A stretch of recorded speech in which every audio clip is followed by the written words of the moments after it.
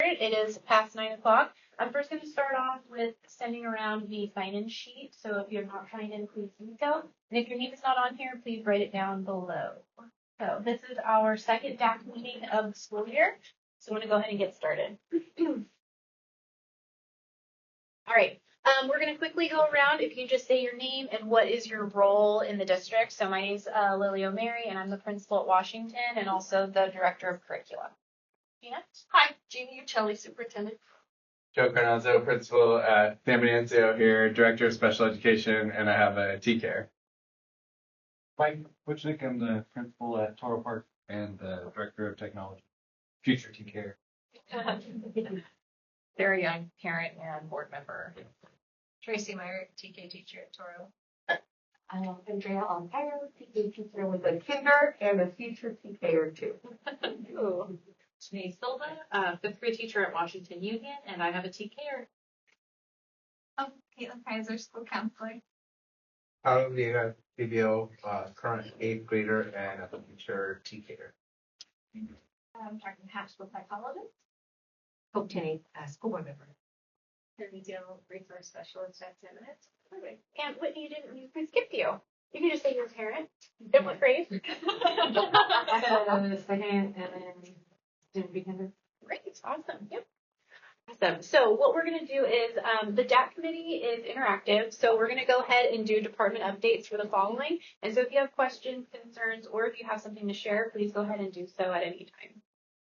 So I'm going to go ahead and start with the STAR update. The STAR representative could not be here today, but just some of the highlights that they wanted me to discuss today is they are funding items for Annie. Annie is a play that is being put on by our music teacher, Miss Cohen. So she has some students from Washington as well as San Benicio. They meet here, and they're going to put on a miniature play of Annie in May. We also had the gift shop during our winter season. So up here you can see some of the students shopping over at Toro. They also have their Star Gala. There are still tickets available. So if anyone would like to purchase them, they are in our principal updates for the link. We had our Green Bagel Day and our Pink Bagel Day. So those are the STAR updates. And are there any questions or comments about STAR? All right. Miss Cheshire couldn't be here this morning, but she did have some beautiful information to share with us. So those are just some amazing artwork from our students. So students at San Benicio Middle School are working hard in the art room. Here is a selection from our last project. So 7th grade has been making a holograph print observing a lighthouse, which is very cool. So it's that print material. 6th grade have been making the Egyptian clay heads. They sculpt facial features, then create a headdress inspired by an Egyptian god, tying into their history unit.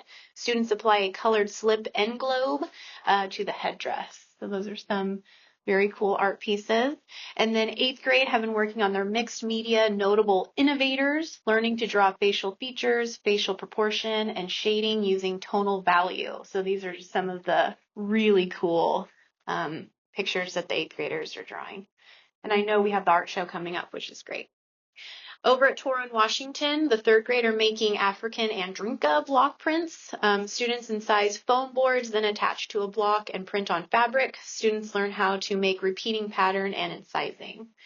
4th grade made Pueblo chalk drawings. These were very cool to watch in person, very beautiful. Kindergarten, they did an amazing job with their imaginary ancestors lesson. 5th grade is making a holograph print inspired by Picasso and Cubism. And then the art show will open May 12th at 6 p.m. So I can't say enough great things about the art program. Does anyone have any questions for the art program? And we can take notes and I can send those out. All right. Music and drama, Miss Cohen is not here. She's coming. I just have to switch her. Oh. She wants to come and present. I just have to go watch her class. Oh. So maybe if you want to skip to the Okay. All right. I'll do my curriculum update really quickly. Very interesting.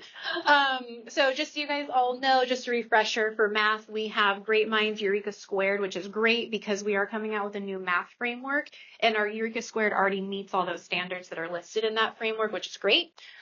6 through 8 uses Amplify Desmos, which is also from Amplify. So it's their parent company for Desmos Math. ELA, we adopted Amplify CKLA for the kinder through 5th grade students, and then Amplify ELA 6th through 8th. Social studies, we're still using Savas because there is not a new framework or any new curriculum. We went ahead and decided to pause on the adoption for this coming year, but we are actually going to go ahead and adopt for science this next coming year. So we already had our first ILT meeting surrounding science and what teachers are looking for. Tammy, can you close that door for me? Sorry. We're also getting some roofs going, which is great. And so just for my curriculum update additional notes, we had an MCOE science training for our TK through 5th and San Bernardino teachers, followed by an MCOE science push-in day. So on top of the PD that was happening, teachers could sign up to have the STEM teacher come in and actually teach a lesson, which was really, really cool to watch. We also had an in-person targeted ELD PD for teachers. Currently, we have 15 EL students in district, and I'm really hoping that with this PD and already the amazing things happening, we can reclassify those students this year. So I'm really hoping for that. First Tee is fully implemented at both Toro Park and Washington Union. That's our golf program. Students really seem to be enjoying that.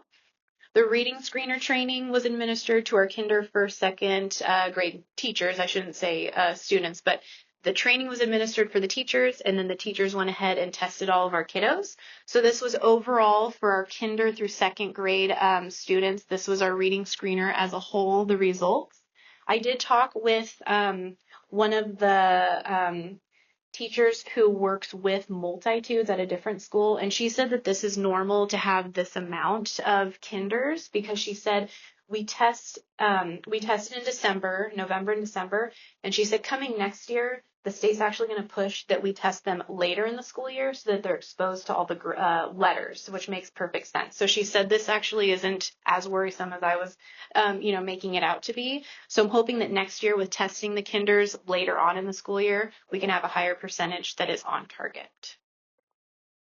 And lastly, Toro Park is currently piloting ELA IXL. IXL is an online platform that is standard specific, and so teachers can actually assign different standards to the students, and what it does is it crafts questions overarching on that one standard, and it's really cool.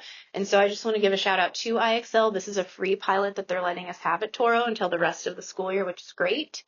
I'm really happy to say that my fourth grade teachers reached out and really wanted to pilot this science IXL portion. And so we're collecting data and seeing if this helps their science scores. So going next year with those two going on, I'm actually going to try and bundle all of the subjects so that every student has IXL English, math, social science, and science. So I'm really hoping that that happens next year. Yeah, I think it'll be really good. Summative LPAC testing is currently taking place. So we're testing our 14 students throughout this month and next month. Summer school invitations were sent out to all students. So both inter-district and in-district are invited. So it's a great 30-day summer school program. And then lastly, one highlight this year is we actually offered a special Washington Union School District first aid and CPR class given at the Toro Fire Department. So that was a success. We had about 10 employees who took that offer up. And Sherry Gill, I know you were one of them, which was great. So. All right. Are there any questions about curriculum before I turn it back to Sammy? Quick question. Yes.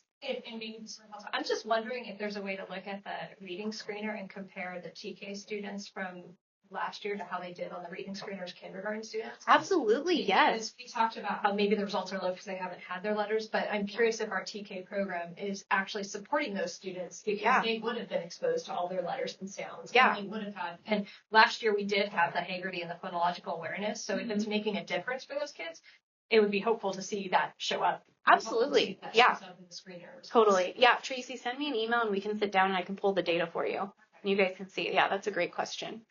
All right. Well, thank you, Sammy. My slide is actually, this is just addressing the San Bernardino side. I will talk about the Washington side first, though. So Washington, we're working on in our general music classes. Both the 4th and 5th grade right now are practicing their music notation and reading and playing skills. So basically seeing a piece of sheet music and then being able to play it across different instruments, xylophones, in the case of 5th graders, the ukuleles. On the ukuleles, they're learning different chord progressions, They're also learning about bass lines, and they're getting a little bit of chance to learn. I had them do some basic piano, which is really cool, and they really enjoyed. Fourth graders are also working on music notation and more challenging rhythms, and we're also talking about music in various cultures, and as well as form of songs. Over at San Venancio, we've got quite a few things going on. Actually, Annie Jr. Is 4th to 8th grade, so just started an after-school program a little less than a month ago. It's basically a 5-song version of the musical. And we have, again, from ages 4th to 8th grade, they're learning choreography. We're finding ways to get them all lines. It's written just in a way that we can kind of incorporate them all to have lines. And they've been learning the vocals really fast. We pretty much learned an entire song yesterday. So they've been doing really well, and they've been having a lot of fun doing that. It's been great, kind of adding a musical theater element to our program. Yeah, how many people did you have show up for that? Right now, I think we have 24 students. Yeah. It's mostly 4th and 5th grade. And they're loving it, Sammy. Yeah. They're really enjoying it. Yeah, it's been fun, and get to hear them hum the songs or see them doing like little bits of the choreography in the halls, so it's cool. The concert and jazz band over here are preparing for their competition and trip to Great America. They'll perform 2 pieces each, and they receive scoring from music educators, and then they basically just get to spend the rest of the day in the amusement park, and then at the end of the day there's an awards ceremony. So it's fun and educational. The judges leave comments, and they kind of tape their comments and give feedback. So yeah, we're preparing for that, and they're doing quite well. The drama club over here, it just meets once a week, Tuesdays during lunch. But this group has been so awesome, and just really up for a lot of different things. We do improv games and activities, and that's been so cool to see like them be confident and like just a little bit silly, but they're willing to take risks, and they're doing really well. Just to change things up, I decided, it was around the Ides of March, so I decided to have them read a little Shakespeare. And we have a subscription to Drama Notebook, which has like drama lesson plans and things like that. And one of the things they have is a 20-minute version of A Midsummer Night's Dream. And they started reading it last week, and they did such a good job. They really enjoyed it, and they're like taking the content to like they're understanding the words of it. And we discussed it a little bit, what's actually happening in the plot. And so they really like it. They want to do some kind of performance of it, which I think would be perfect, right? Midsummer to do like some sort of outdoor performance. And yes, So in 5th grade, our ELA curriculum, they're reading A Midsummer Night's Dream, a 5th grade version of it, but it's still Shakespearean language. Could we do like a field trip or something to watch you guys? Or we could do it in the amphitheater at Washington, because that would kind of be a perfect setting with the trees. It would be so exciting. That would be Thinking out loud during the DAC. Sorry. But yes, it kind of would all align if we can get it together and things like that. So we may need some funding for some like props or costumes and things. So that might be necessary for getting that together. But yeah. How would you think? Yeah, I know. Yeah, that'd be great. Let's do it. Yes. Yes. Awesome. Okay. All right. Funding proposal done. Yeah. All in one. Awesome. That's Okay. cool. Are there any questions for Sammy? So you said you got that from a website that we have access Yeah. So yeah, it's actually pretty affordable. It's called Drama Notebook, and it's got lesson plans. It's got plays, games, activities. It's pretty extensive. It's good for someone like me who this is my first year teaching drama. So. I wonder if there's other, because I know our 5th grade, we're reading A Midsummer Night's Dream. It just happens that you're doing it. I wonder if the other grades are reading anything and, in subsequent years or even throughout the year. If there's ones that we could pull from, that would be really cool. Mm-hmm. Cool. All right. Thanks, Sammy. Yeah, thanks. And the next slide.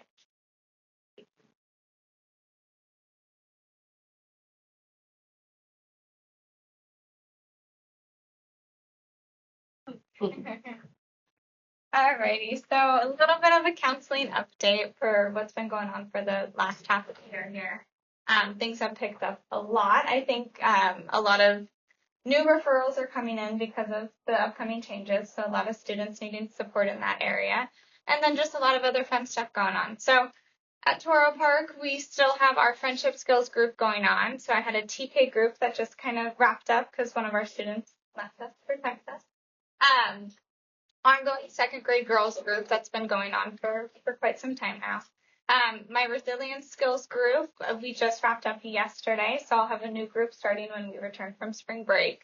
And that's really for the younger kiddos. I had a group of boys, and it's just kind of learning to identify those emotions. And then, okay, how do we handle these emotions? And they really loved it. We did growth mindset with like bubblegum brain versus brick brain, so it was fun for them. Oops. New school nurse group is going on, so that's been meeting for about a month now. 8 students in that and more referrals coming in, so it's a big bunch. Yesterday we met and we did brave thought versus worry thought, and so they physically threw away their worries and had to strike a superhero pose after, so they loved that. It was super fun. Lunch bunch has been ongoing, and then individual and group counseling, of course. Washington Union, we wrapped up our 6-week self-management series. So that was on impulse control, stress management, self-discipline, self-motivation, goal setting, organizational skills. And then I threw in an acceptance and diversity lesson before we switched gears to focusing on March, which is our college and career focused month. Super excited. Our Washington Union students are going to be coming here on Friday for our first college and career expo, which is super awesome. As always, individual and group counseling. And then I also have a new school nurse group going on at Washington as well. A lot fewer children in that group. I don't know, for whatever reason, I think I just have about 3. So not as big of a crowd there, but still important stuff talked about. For San Venancio, we've been in the process of onboarding everybody for CCGI, which is college career tools that they can use that are being used at the high school. So it essentially like integrates your transcripts and everything onto there. So when they are at the high school, they can see, okay, does this class meet this requirement? And then they're able to apply from college straight from there. So it's super awesome, totally free to us. Lots of career searching tools, college searching tools. You can search by major. You can see the job outlook. You could see the price of the tuition. You could see the acceptance rate. I mean, everything is right there. It's super, super awesome. And we're kind of tying that in, and the children are doing projects for our college and career expo. So 7th graders are focusing on career and 8th graders are focusing on college. So they've been working on that in their grammar classes for the past month. And that is going to be this Friday. So super excited. Test skills group is still going on. I had one kind of close out and another one has started with a lot more kiddos in that as well, ranging from 6th grade to 8th graders getting ready to promote. So a good wide range of kids, and it's cool to see how they kind of collaborate with one another and relate to each other, even though they're in totally different spots. Our grief group has closed out. We met for about 10 weeks and closed out when we came back from break. Oaks Club is ongoing. That meets Thursdays during activity period. Our college and career expo is this Friday. We're having our Washington Union students coming, and it's open to the public. Our restorative justice group intervention did about a 6-week intervention with a group of 7th grader boys. Haven't heard anything since, so hoping we're in the clear there. Yeah. It was really well received. Mr. Nate helped facilitate that with me as well. Individual group counseling, and then conflict mediation as needed, and then managing the wellness center. Miss Hannah, our student support specialist from Toro, has started coming over on Wednesdays with me.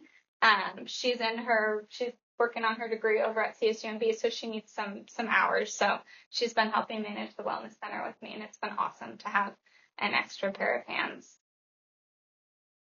Yeah. What is the Oaks Club? Is one question, and the other question is, how do people get referred to the Test Skills Club? Is that their parents, their teachers? Both. Self? Yeah. So parent, teacher, and self. So I tell the students that because I have a lot of kids who, once they heard about their buddies in the first group, then they wanted to join. So I just said, talk to your teacher and talk to your parent, and if they think it's a good fit for you, they can reach out to me. and let me know. So I get a lot from parent-teacher conferences, got a lot of referrals there. Mr. Carnazzo will give me some, and then teachers just kind of on an ongoing process kind of drop them in.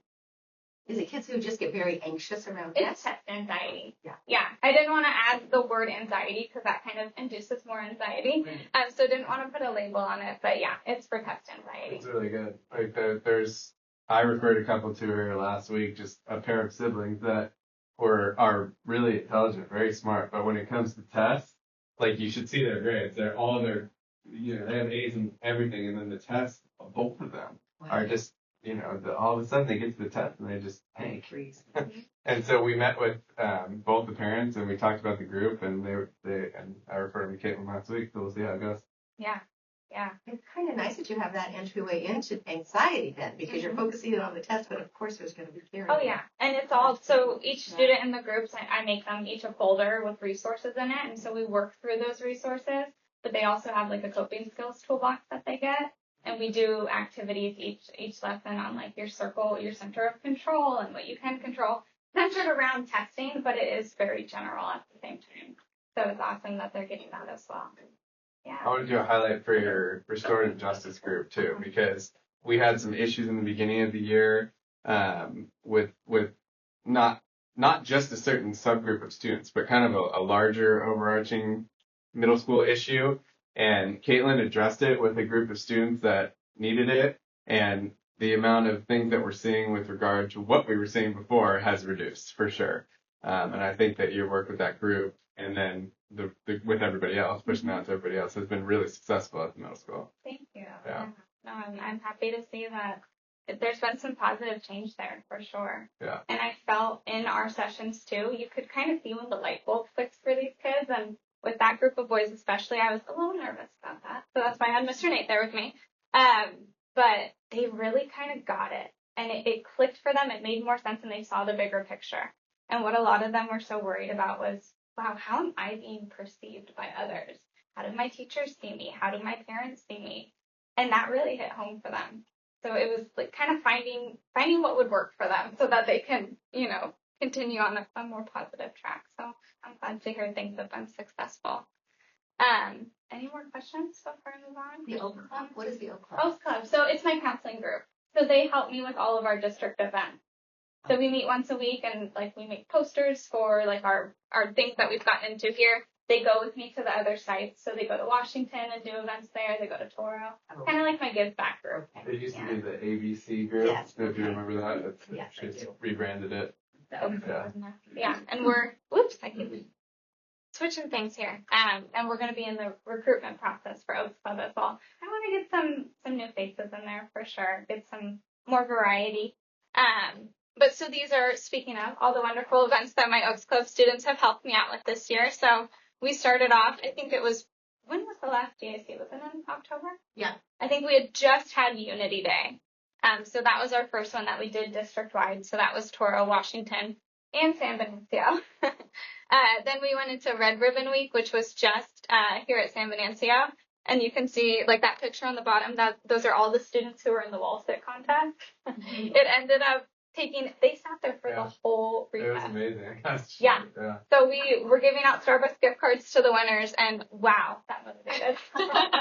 We also had a free throw contest as well for that, which still got a lot of participation, but our wall sit, I was shocked. We had to start a whole extra group.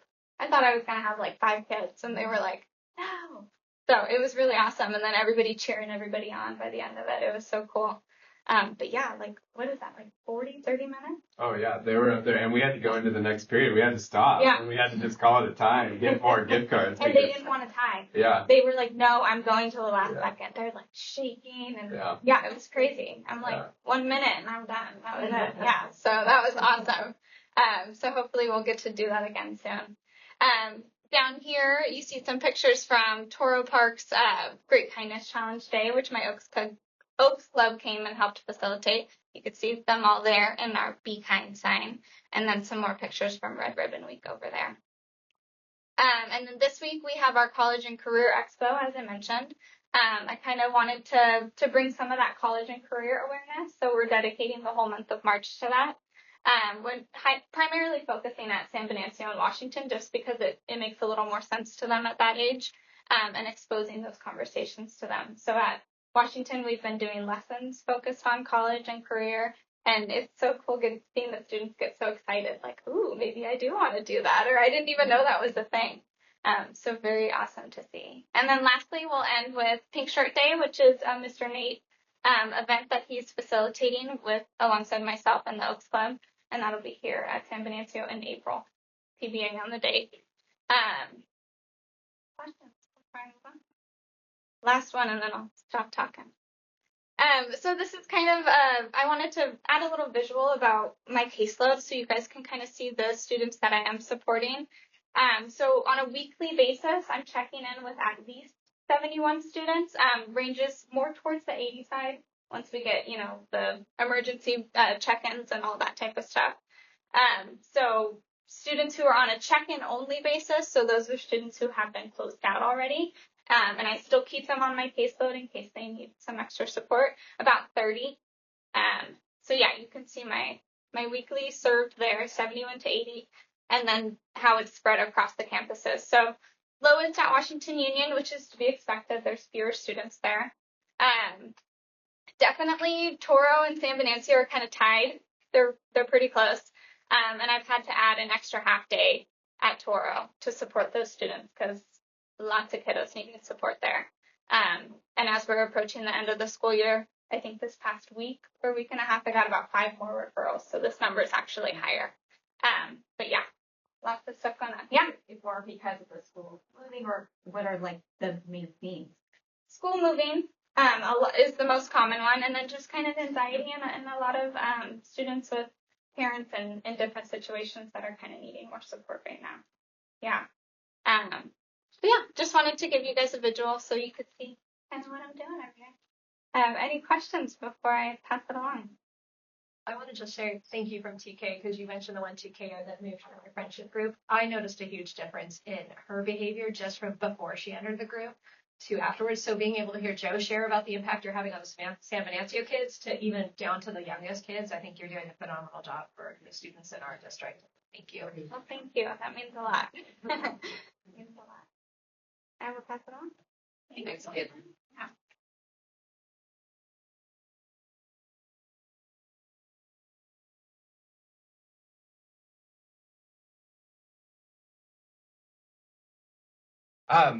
So since we checked in last, we kind of been working through the top 3 priorities that we've set for technology in the district. So the first would be kind of crafting an AI policy for board review and kind of monitoring the implementation of our current technology plan, and then transitioning to our new IT service provider and getting some infrastructure updates and upgrades going.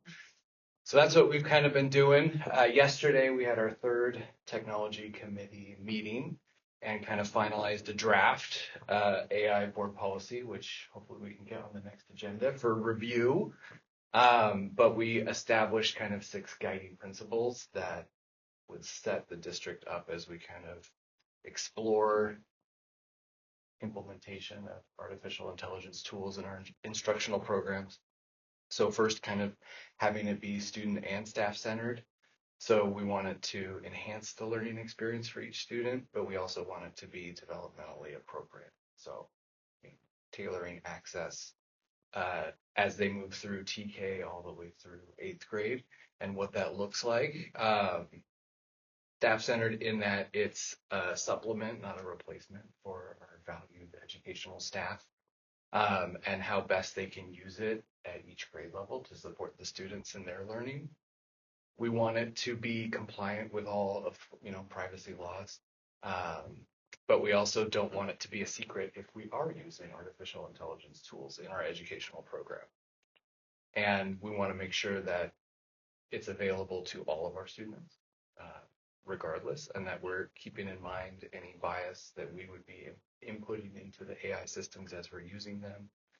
Of course, we want students and staff to use artificial intelligence responsibly, and we'll need to map out some things related to that in terms of academic honesty and all of those pieces. but also a larger community engagement piece. So we're doing this work with our students, but also engaging the larger community and what we're doing, but also what they can expect, outside of this controlled, structured environment. So anyways, next steps, we actually added another committee meeting about a month from yesterday so that we can kind of, the committee was very excited. They started sharing examples of things that they've done with their students. And at the middle school level, I know Ms. Leon has done some things with Google Gemini Gems, and she's super excited to share that with everybody. And even at Washington, Ms. Phelps shared some of the things she's doing. Mr. Conti shared some of the decodable readers that he's using to make that process a little more engaging for his students. Mr. Conti's day off. It's neat. So they're very excited to kind of showcase what they're doing next month at the board meeting as we kind of introduce the policy, but also be involved in kind of mapping out what we think implementing these AI tools will look like at each level. So that's what we'll start working on in our next meeting, kind of a scope and sequence kind of a thing. Can I ask a question about that? Yeah. So the idea then is that obviously as educators, we're using the tools available to us to make curriculum or change curriculum or whatever. And then for the student piece, is that creating a policy of what we're doing in the regular classroom, or is it including like, in their computer classes, we're going to start having them like a curriculum to learn how to use AI responsibly at each level, or like what's the thought there? Yeah, and that's something we'll hash out in our next meeting, right? Because there was concern about adding one more thing for teachers to do in the classroom. That was my concern. But in order to achieve some of these goals that we've outlined with our guiding principles, there has to be some education, to develop that literacy at each level as they move through our program. So we kind of were kicking around a couple ideas of what that looks like. Yeah. Adding additional time in our computer labs and having teachers co-teach with our computer lab. Educators to have that space to do some of that work with the class, so it's not taking it's not one more thing to do. You can do it together in that environment of the computer lab. Once they get into third and up, they have the Chromebooks available, so it's a little easier to do some of that work where the students can be hands-on. So we haven't really hashed all that out yet, and that's what we plan to do in our next meeting and kind of work out the details. Yeah, because that would be kind of cool. I know in the past, back in my day, the computer lab was like learning how to use Microsoft Word or how to make a PowerPoint presentation or those kinds of things, which I know at Washington, we're primarily learning coding and things like that. But I feel like that would be a really valuable opportunity to learn, like have lessons dedicated to, using AI to make a project or using AI to do whatever and learning the scope. So I think that's really cool. Yeah, 100%. Something in the special education role, we sometimes with this new assistive technology role, we've been looking into sometimes for our students who have difficulty accessing the curriculum and don't want to use other accommodations like a text reader, and looking to adapting materials using Magic School AI, adapting it to their reading level. So now they can access it and know it's more in the middle school level where they're more self-conscious about, I don't want to stand out and use text or speech. So it's still have to working on using Magic School AI to adapt. But maybe we need I wonder the policy will also include the use of AI in special education. There is a piece that we included, yes. Okay. Specifically addressing special education. Okay. Yeah, because that's a huge area where it could have a big benefit for our students. But also possible, for our students like any other students, we want them to use that AI responsibly too. Correct. So teaching them how to, all of our students, including those that have to use responsibly. Yeah, and that was a big piece of the. There's this one in San Diego who's already piloting more of like it's a mentorship computer science with AI, where it's project based. Oh, cool. But it's like one adult educator with a small group of students who have the same similar idea, learning to use AI responsibly to extend on a project an original idea of their own, maybe something they can do. Sure. And Yeah, it of is course. middle school. I just heard about it at a conference on Saturday, MCLE. Yeah. No, feel free to share all that stuff, because we kind of took some time yesterday and looked at Common Sense Media and some of the units they have connected to that. And there's some their units that touch on responsible technology use, but then they're starting to have lessons that incorporate artificial intelligence too. So that's a great free resource, and most of those have pre-done lessons that teachers can access. But really anything, because that's going to be a big piece of it, is we want the students to develop that literacy over the course of their time with us. But then how do we do that? So that's really the next step for the committee, is kind of mapping out the AR connected to our board policy to explain how we're going to do all the wonderful things we want to do. It might be interesting to connect with the curriculum too, of like, okay, we have maybe like, let's choose ELA, for example, and like in ELA, K through 8, we're doing these things. Sure. Like, how could we extend it into a project in the AI class that we take in that trimester? Like, we've learned about the Mayans and the Incas and the Aztecs, and we're doing a codex project in 5th grade, or we did in the first trimester. Well, instead of doing that project in the regular class, we could take it over to the computer AI class and make a codice online using the AI tools to make a whatever project. I don't know, it might be cool to connect those two pieces. Just the like cross content lesson pieces would be neat, and the artificial intelligence tools could make that a little easier. Right. Like even just as a thought partner for the team, Yeah. to where you can build those connections. Yeah, might be cool, like trimesterly or something. Yeah, great. Another piece is like, for kiddos who need intervention, I've been hearing about AI being used for tutoring. I wonder if that's somehow been included in the policy, or that's just like something for parents to explore on their own with their kids, or. Yeah, it's something we can definitely look at. One of the things that we, in drafting the board policy, is we want to make sure that all of the tools we're using are within our closed ecosystem. So we're not sharing personally identifiable information outside, especially for our students. So really being cautious of the tools that we're implementing in the school environment, so that they're within our like control, so to say. I mean, students, when they leave here, of course, have access to everything at home, but at least within our environment and our ecosystem, they're using tools that are monitored and regulated by us. They're under our control, and we can kind of craft their experience and their access, so that as they develop more, comfort with the tools, they can begin to implement them at different grade levels. So yeah, tutoring programs would be great. We just want to make sure they're going to be in line with what we're trying to do in terms of student privacy. So, but it is a very big topic, and the committee's super excited about doing it. So I wouldn't be surprised if we have another one after this one, just to kind of do it and then share out what we're doing.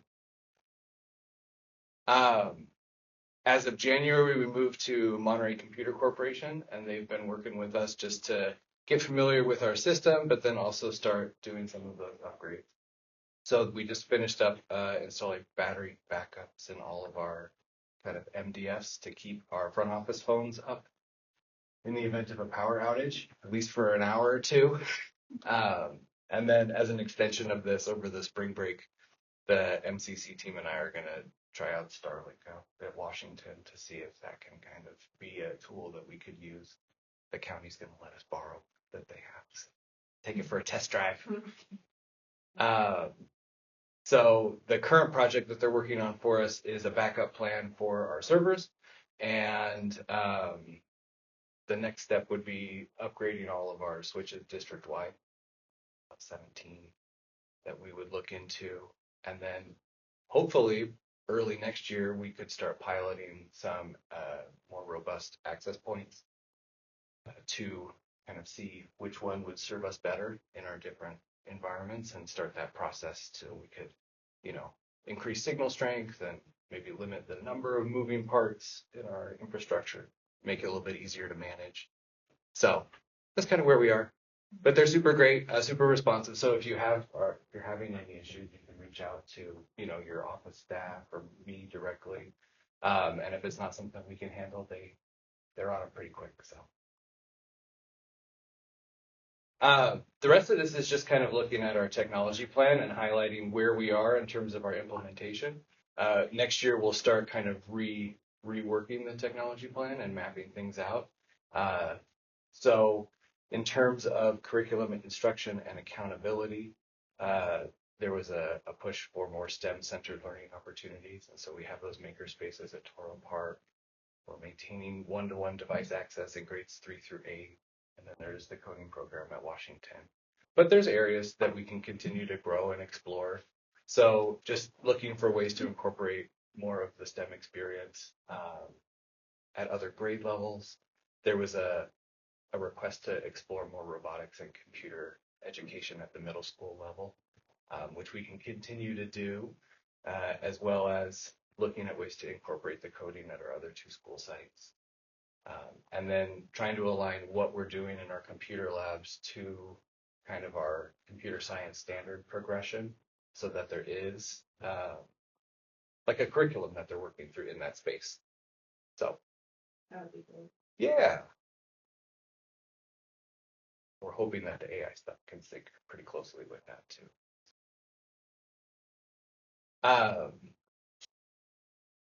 So in terms of facilities, we kind of moved everything over to cloud management, which has been much easier to kind of reset things when we're having issues and track what's going wrong.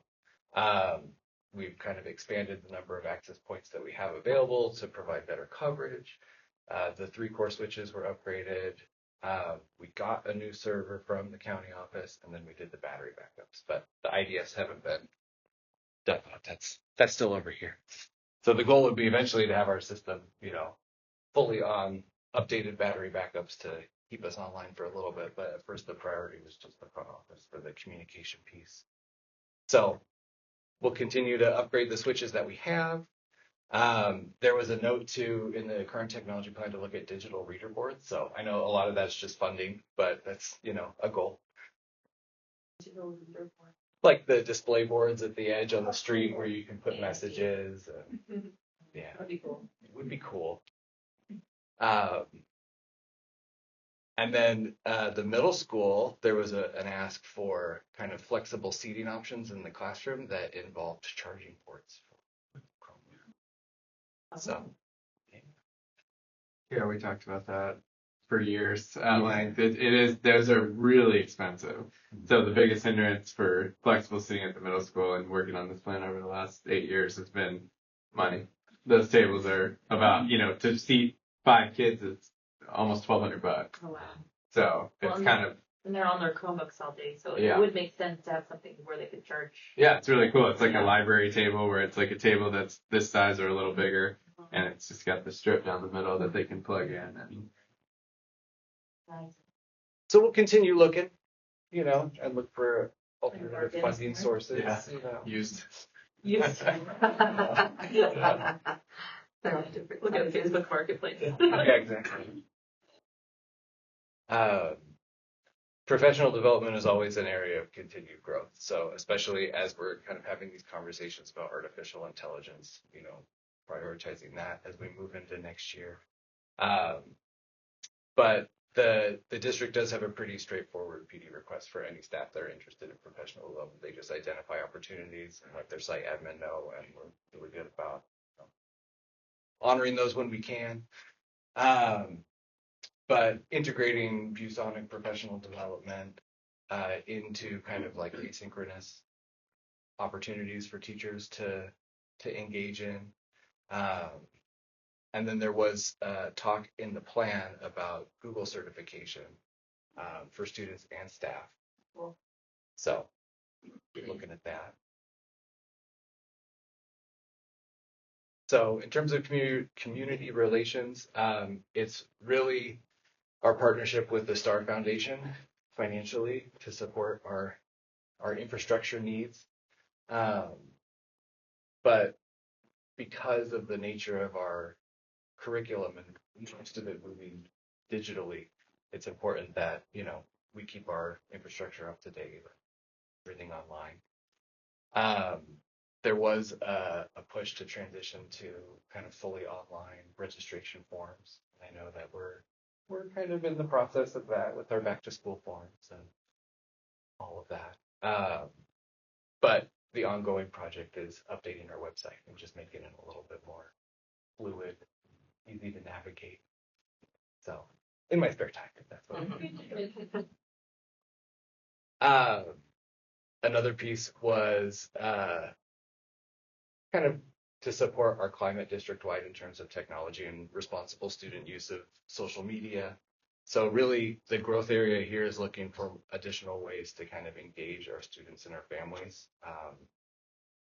And I have an ask out to Common Sense to give us a quote for some parent engagement and student engagement opportunities for artificial intelligence, but also for responsible social media use to kind of build some of that background for students. And finance is the big one. So like I said, our biggest partner is STAR, but looking for other ways to support the district financially and completing some of these infrastructure update projects. And that's what we'll keep doing. I have a question. Yeah. I see your reliance on STAR Foundation. I know with the change in the interdistrict transfer stuff, a lot of there's been some changes in like STAR Foundation structure and possibly the donations that are going to be received. Is that something that like you have an idea of how that is going to impact moving forward? We don't. Okay. And we'll continue working with STAR in whatever capacity we can. But I think it's important to start exploring other avenues, to do the work that we'd like to do. Because yes, there may be a shift in that relationship. So.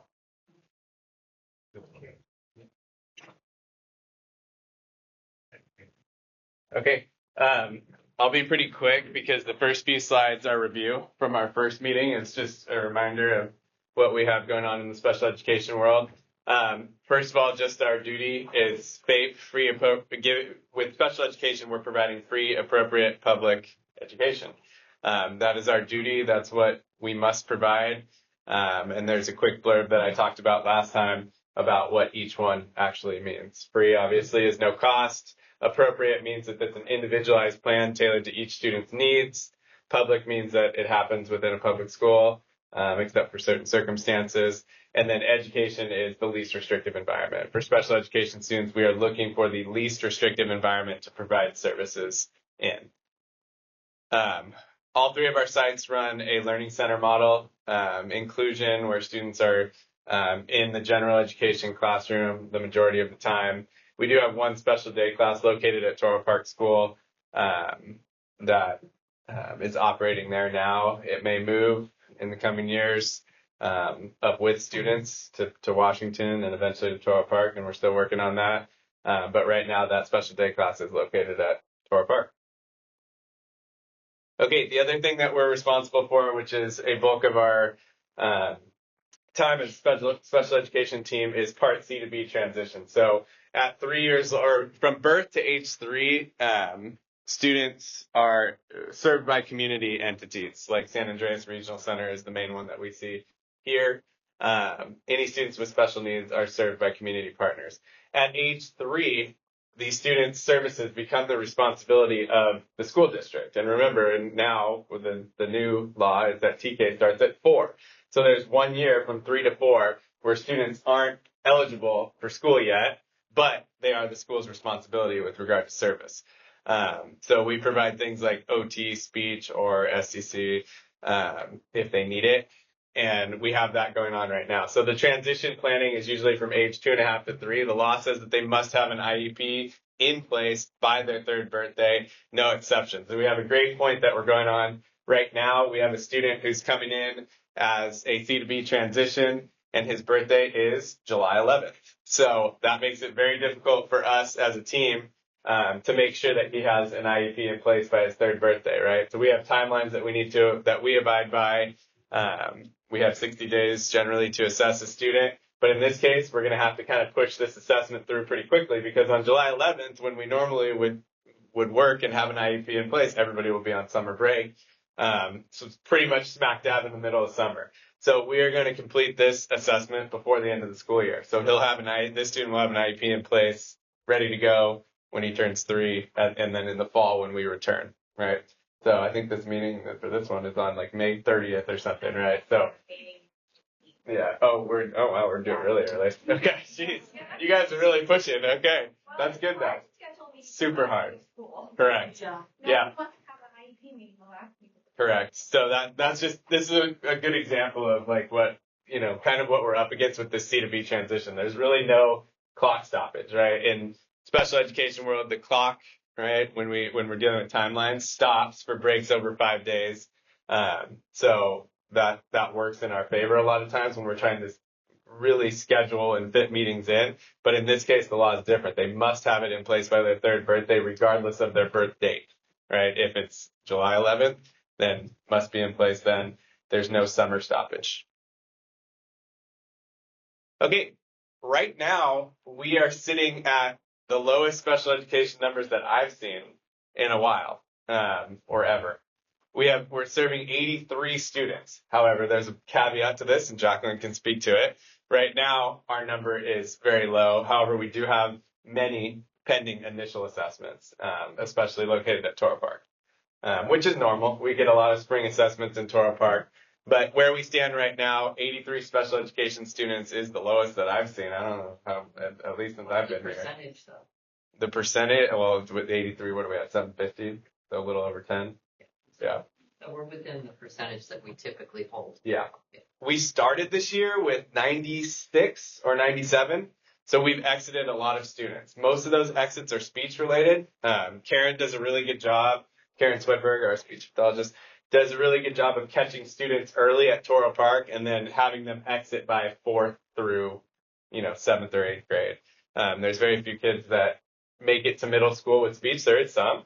But the bulk of those speech students are at Toro Park. Okay. So that's our current breakdown.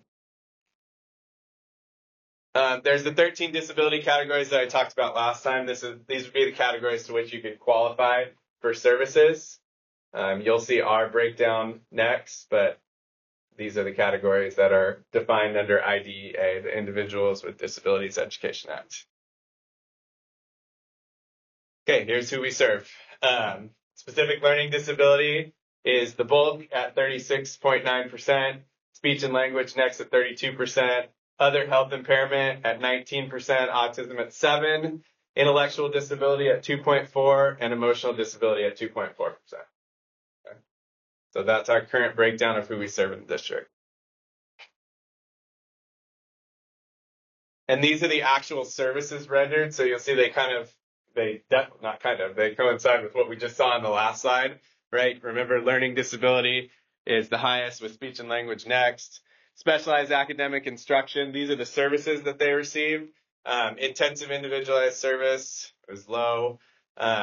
Speech and language is the second highest there, which again, this is right on. This is what we usually see, services for our students with specific learning disability. And of course, speech and language is what we see for our speech and language impaired students. We have a pretty low number of OT students right now, with only 10 being served on OT. So she has since reduced her hours a bit, just because her caseload is pretty low right now. Does that include consultation too, or direct service? This is only direct service. Okay. Yeah, this is not consult. Yeah, on this slide, I just pulled the direct services. That's theirs. Yeah. So there is some on consult, right? So the difference between the two that Jacqueline was asking is if they're receiving direct service, they are working in sessions with the therapist, the occupational therapist, the speech and language therapist. If they're on consult, then the therapist just consults with school staff on how to support the student. Okay, 100% compliance. We're in good shape, as always. Our team is fantastic with regard to compliance. Everybody's doing a great job on compliance. Okay, the biggest thing for me today is what we have on the horizon. We have 2 student placements that are going on right now. Bard Blades placement is a preschool student, and that student needs transportation also. So that is a very expensive placement. Student lives within district bounds. Bard Blades is out in East Salinas, just behind Alisal High School. So that's a trek, and that's the transport, and the program is our cost. He lives within the district, so we are responsible for all of that cost associated with transportation and placement. Same with the student that's at Ione Olson. That's an agreement that we have with MPOSD, and we continue to support that. That student has been there for a while. It's a 7th grade student, or going in current 6th, going into 7th grade student. So we will fund that placement for another 2 years, likely. Okay. Some legal and financial things. We have some pending litigation happening that we have working through a settlement agreement. I can't say much about that, but we have that coming. It will have an impact on the budget. Legal fees directly correlated to the settlement agreement are very high. Our legal bill was, I thought June was going to have a heart attack yesterday, but that's just part of what we have to do in figuring out how we work through this settlement agreement. So legal fees are high right now. iPad expenses, just kind of an operating cost here. All of our assessments take place on an iPad.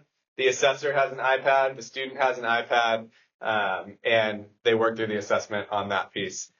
Our iPads are probably 6 years old, 5 or 6 years old. They're 32 gig iPads. So as any of you know that have an iPhone, as the iOS starts to get bigger, it doesn't fit on the iPad anymore. So we're at that point with our iPads. So we just ordered 6 iPads to replace the school site assessors iPads. And that was a cost of just shy of $3,000. So we had to buy those. And then I still need 2 more, but one of them is kind of the one set is barely hanging on. So I'm going to wait and put it on next year's budget. So we did order the 6 iPads that we need as an operating cost. Tucci services are expensive. They're very expensive. We did terminate a Tucci contract that we had, a very short Tucci contract, but we did terminate it based on a student leaving the district. So we only have Tucci services for one student at the moment. So that's behavior support, and we have that going on there, and that's quite pricey. IEP assessments, I talked about this. We currently have 15 tries or initials in the district right now, which is going to make Jacqueline crazy because that's a lot. That's a lot of assessment. We passed off 3 to MCOE using our direct service days. So what that means is if you're a district under 900 students, you're allotted a specific amount of free days, free time, and you can use some of those days on special education assessments. So we could use 4 assessments. We used 1 in the beginning of the year. We had 3 left. So we have passed off that. I think it's pretty good planning, working with Jacqueline on how we know there's going to be a crush here in the spring of initial assessments that come out of Toro Park, right? That's just historically what happens. It's our lower grade levels. They're coming, they're starting to figure it out. Teachers are figuring out who needs support. And that happens usually in the spring. So we knew there was going to be a tight window. So we tried to save those MCOE assessments for the end, and it worked out pretty well. We had to use one given a weird circumstance. And then we had 3 left. So we used them. And then these are the 2 pending assessments are C to B. I mentioned one of them with the July 11th birthday. And then we have one other C to B that's going to be speech only. So, yeah. What are the programs at Bard Blades and Ione Olson that our students are going to? So they're mod severe SDC classes usually. Ione Olson is mod severe SDC. So we have a student that needs service beyond what we can provide here. And MPOSD at the time, this student's been in MPOSD for a long time. I don't know when we placed her. Probably kinder first. So at that time, MPOSD was more willing to take students from other districts. They do have a regional program, so there is some obligation there at MPOSD, but they're not really taking students from other districts right now. They're so impacted in SPED that they don't have room. So I've tried to work through a couple placements with them of recent, and it's just they can't support it. But this student's been grandfathered in. I think she's been since kindergarten, and she's now going into 7th grade. So yeah, she will stay there. We have another student that's there too. That's current 7th, going to be 8th. That's also been grandfathered all the way through. And SDC is what? That's special day class. Day class. Yeah, and those are mod severe classes. What we operate at Toro is considered like a mild mod SDC, where these programs at NPUSD are mod severe SDC. So not something that we've ever really offered. And then Bard Blades is the preschool program. So that's preschool SDC in specific. This little school, have you ever seen Bard Blades? Yeah, it's very tiny school. They only have like 3 classes there, and they're all preschool SDCs. But it's really nice. I mean, it seems to be a great program.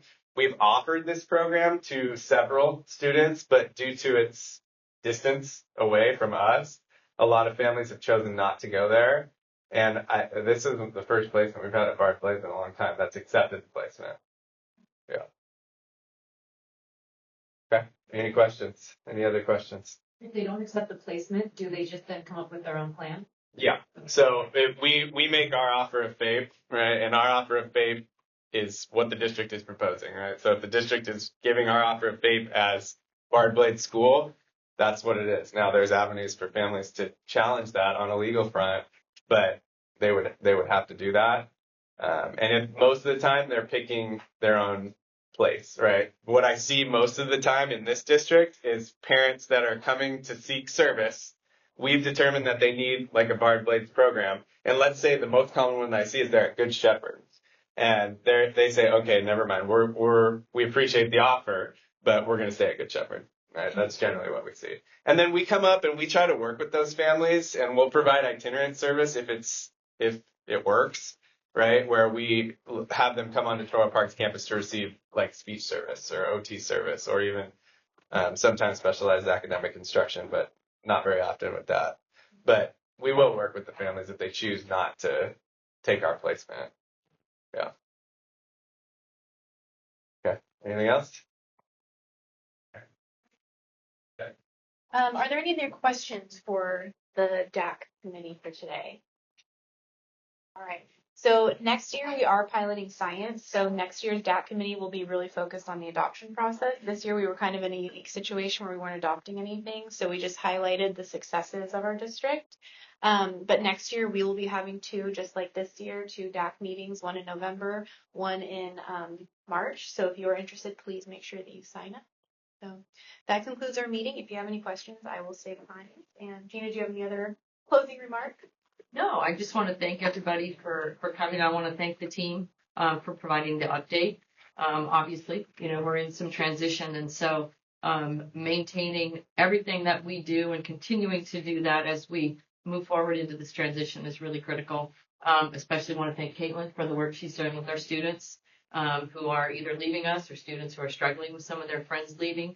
That's a really critical piece of what's going on in the district, so I really appreciate that. And I want to thank all of our teachers for their continued commitment. So thanks to everybody, and looking forward to working together as we move forward. Well, thank you, everyone, and please take a donut, coffee, and thank you for coming. Thanks.